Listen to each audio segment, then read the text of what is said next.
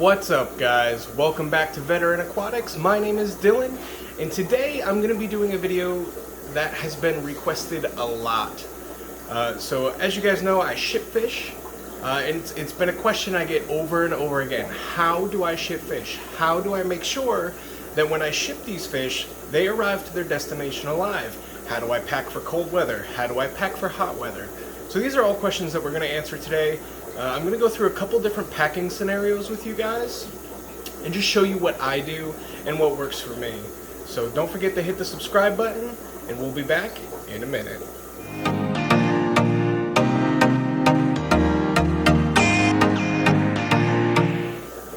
Before we go ahead and get started on the packing video, I did just want to talk about a few things. The first one being, I know I haven't been putting out videos, guys. I've been really busy with college and being a stay-at-home dad and, you know, taking care of the house and the animals and the children and the fish room. And I've been doing a lot of work in the fish room this week, so I'll make another video in a couple of days and I will show you guys all the stuff that I'm in the middle of doing. But it's been a lot of work, and I was fortunate enough to have my buddy Zach come out and help me yesterday and get a lot of this stuff done. But we also have some really nice, rare fish coming into the fish room, as well as quite a few new additions since the last time you guys have seen me. Alright, so we will make another video about that, and I'll show you guys kind of what the fish room is looking like and talk about what the plan is for it in the future. Alright, so without further ado, let's go ahead and get into the packing portion of the video. Alright, so the first part when it comes to packing fish is what size bag you're going to use. So I have these small, thin, long bags, and I use these things for like guppies, maybe a young pair of apistos, stuff like that. So after you fill it with water, let's see, I don't have a dipping port nearby, so I won't fill it with water. We'll pretend I'll use air. So when you get it full, right, so here's the ratio that I like for fish. Now if you're doing something like shrimp, it might be a little bit different. I don't ship shrimp, I don't know. So number one, don't actually ever blow into the bag to fill it, because all you're doing is putting more carbon dioxide in the bag, and that's not good. So we're going to fill it, we're going to tie it, right, because rubber bands leak. So we want nice long bags that we can tie a nice tight knot. So what we're going to do is we're going to fill the bag with 30% water and 70% air. Now that doesn't have to be exact, but we're probably looking at something like this, right? So believe it or not, the exchange of gases within the bag is more important than the volume of water.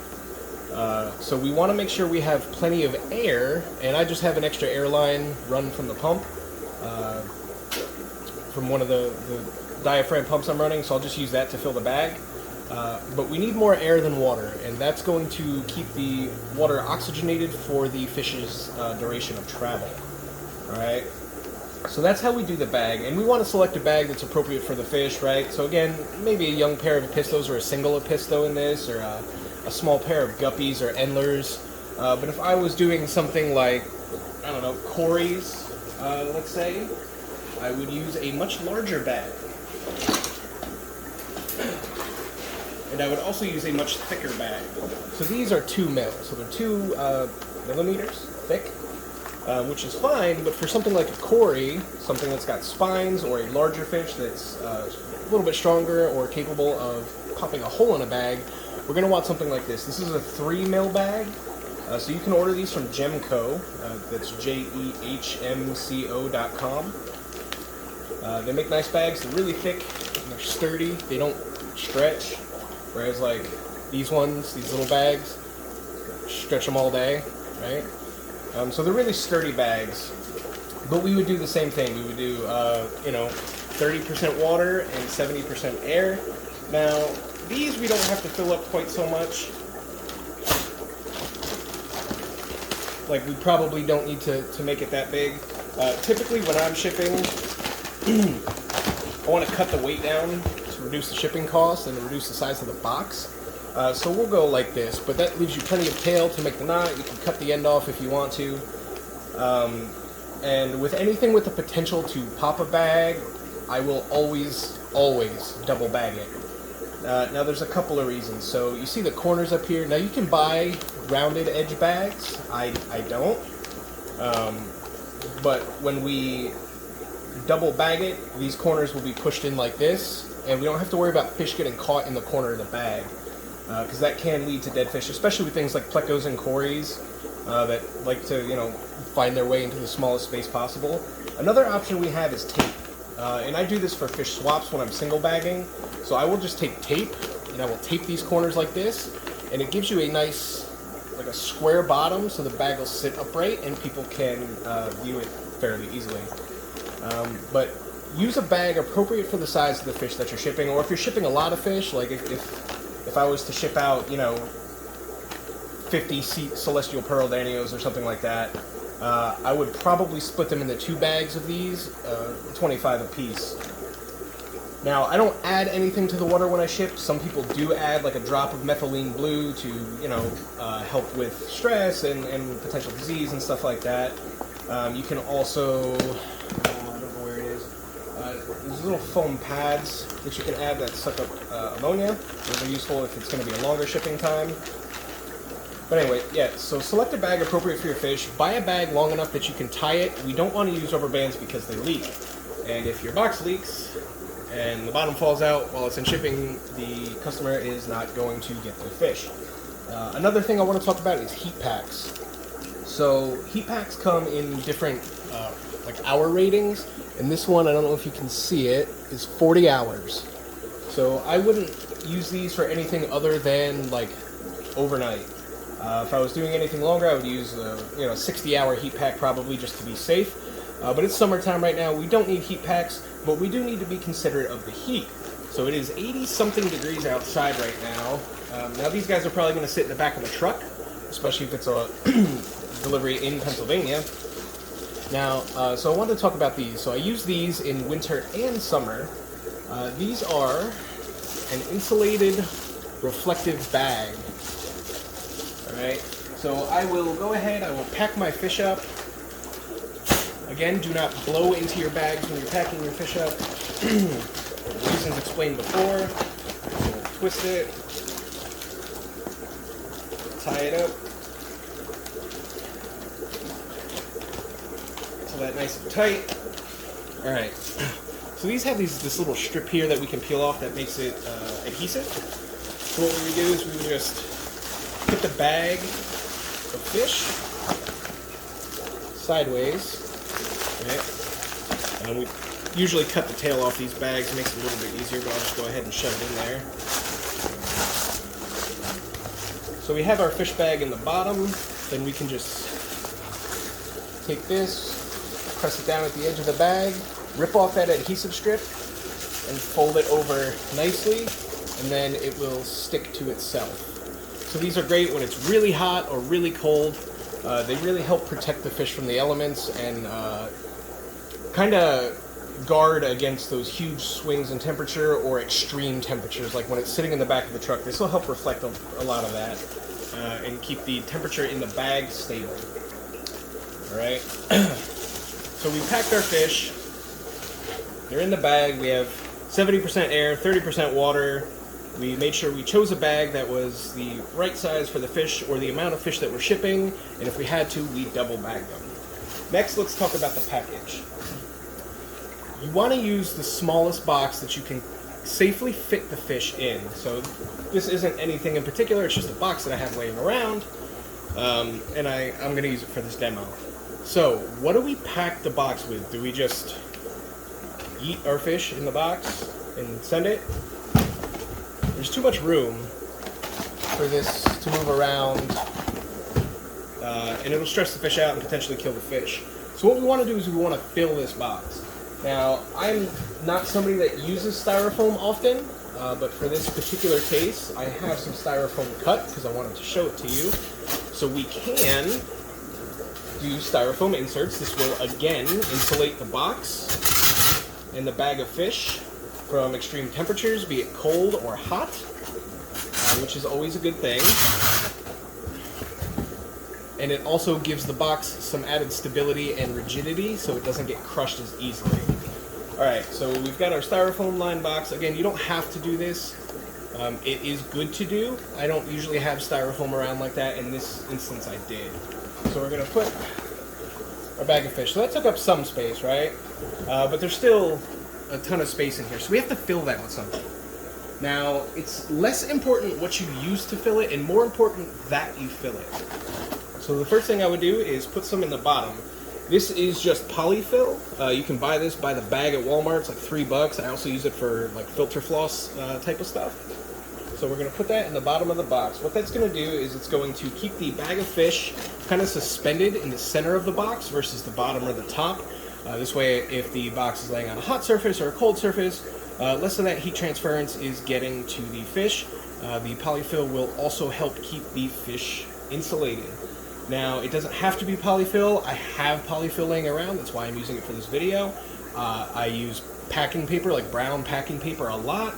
Other people use other things. You can use newspaper, paper towels, whatever you want to use to go ahead and fill this space in the box. But again, we usually want to use the smallest box that we can safely fit the fish and a little bit of insulation in. Alright, so we have in the bottom of the box some polyfill. Now we're going to take some more and we're going to put it over top.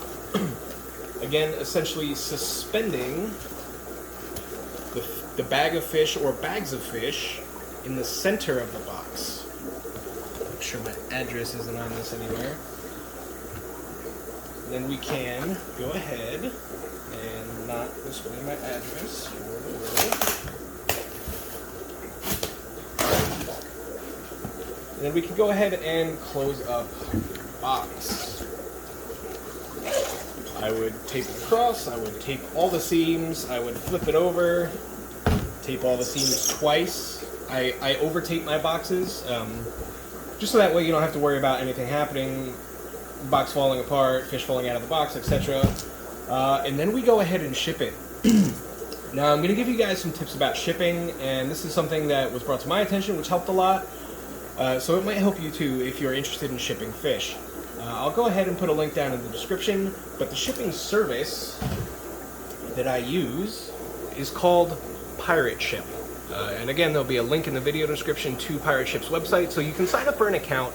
The way it works is distributors, vendors can get a business account with UPS, FedEx, USPS, and they get discounted shipping because of the bulk in which they're shipping. So what Pirate Ship does is they get the discount and then allow you to print your own labels.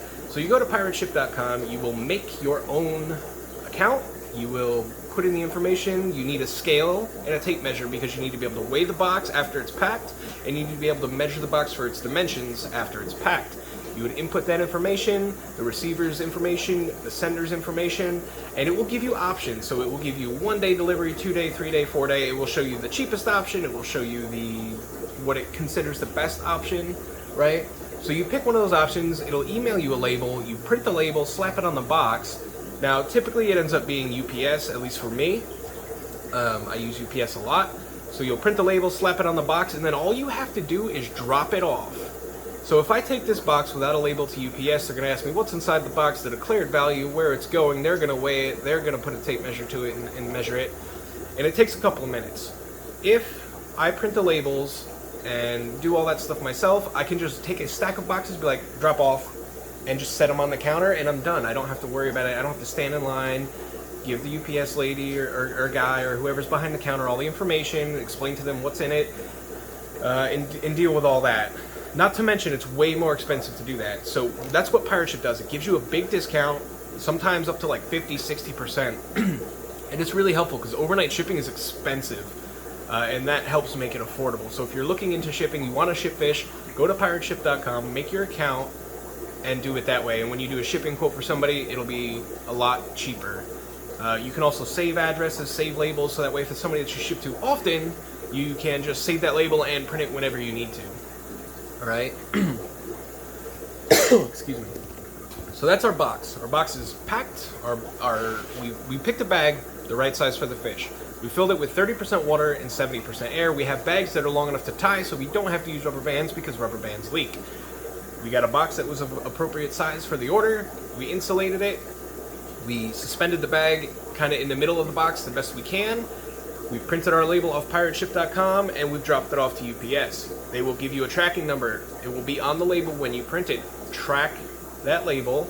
Tell the person that you're shipping to when it's supposed to arrive, and keep an eye on it. On the day of delivery, I really like to see where the package is at, and I like to see when it's delivered.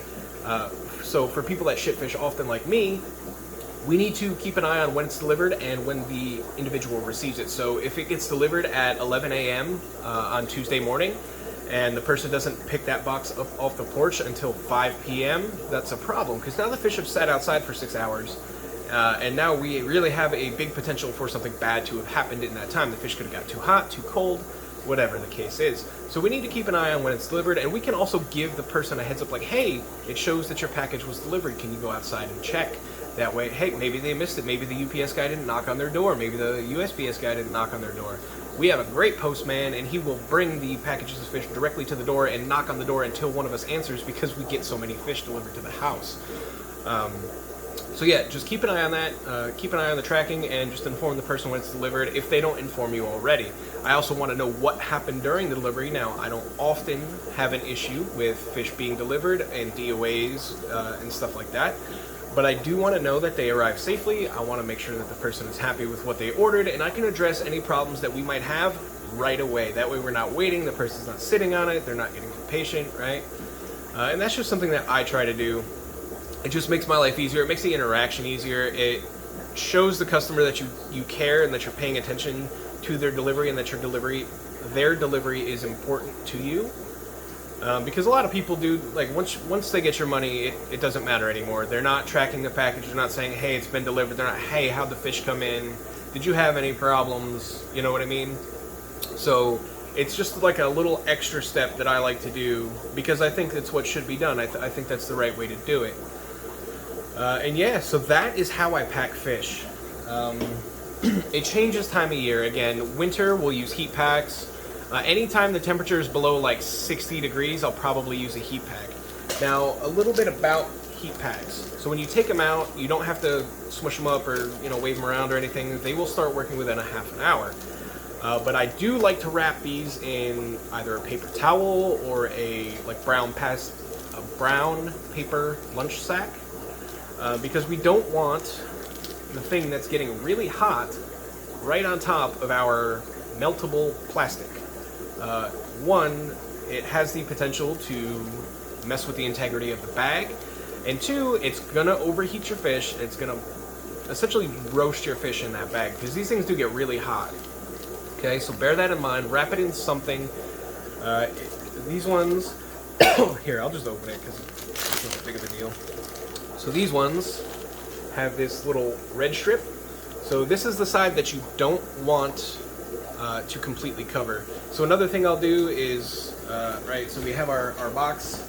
Another thing I'll do sometimes is I'll tape it to the inside seam of the box. That way it's in the box, but we have all the filling on top of it, preventing it from touching the bag, and kind of insulating the bag from the heat pack. So just, if it has this, and it'll say, just don't cover that strip, because it needs to breathe in order to produce the heat. And that's pretty much it. Packing and shipping fish is not terribly difficult. Pick the right size bag for the fish, 30% water, 70% air. Tie the bag, don't use rubber bands. Rubber bands cause leaky bags. Use a box appropriate for the size of the order. Insulate the box. Suspend the fish as close to the middle of the box as you can. Make sure the box is full of something to prevent the bag from shifting and rolling and splashing around and stressing out the fish. Use Pirate Ship to print cheaper shipping labels and get cheaper shipping, and track the package. It's that easy. That's all there is to shipping fish. It is not hard. So if you have any questions, if there was something I didn't cover in the video, go ahead and comment down below. Let me know what questions you have so I can answer them. If you guys want to start shipping fish, watch the video in its entirety, and if you have questions after the video, let me know, and I will do my best to answer them with any information or experience that I have. I want you guys to be successful, and that's why I'm making this video. It's been asked of me a million times. So here you go. That is how we ship aquarium fish. That's it, guys. So if you haven't already, go ahead and hit the subscribe button down below. Like I said, the next video is going to be the fish room, because there's a lot of stuff that has changed. It's a lot different, and it's going to continue to be different. I have this vision that I've come up with now that I'm acting on, and I really want to get it there. So it's a lot of work, but I'm going to get it. That's it for today, guys. Thank you so much for watching. Please like and subscribe, and as always, stay safe, and I will see you next time.